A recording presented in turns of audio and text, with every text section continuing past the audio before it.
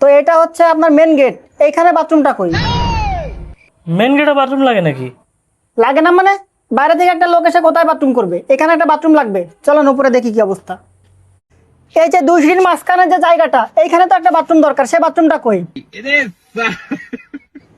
না জানি আরো কত ভুল আছে এখানে, চলেন উপরে গিয়ে দেখি।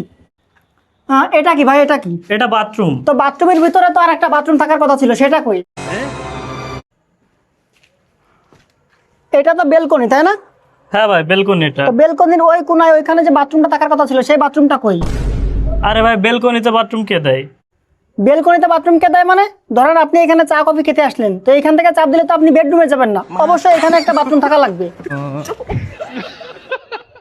তো এটা হচ্ছে আপনার ডাইনিং রুম। হ্যাঁ। এইখানে দেখা যাচ্ছে একটা বাথরুম, এই দুইটা বাথরুম, এই হচ্ছে তিনটা বাথরুম। এখানে মাত্র তিনটা বাথরুম কেন?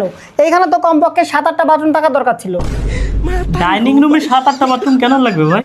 এইখানে কি আপনি একা বসে খাবেন নাকি? আপনার পরিবারের লোকজন খাবে, অনেক সময় আপনার বন্ধু বান্ধব খেতে পারে। তো সবাই যদি খেতে বসে একসাথে চাপ দেয়, তারা কোথায় যাবে? তারা অবশ্যই এখানে যে 7-8টা বাথরুম থাকবে সেইখানে যাবে। বুঝি নাই না, কোন ইঞ্জিনিয়ারদের বাড়ি করা? যদি বাড়িতে 25-30টা বাথরুমই না থাকে, তাহলে সেটা কিসের বাড়ি হলো?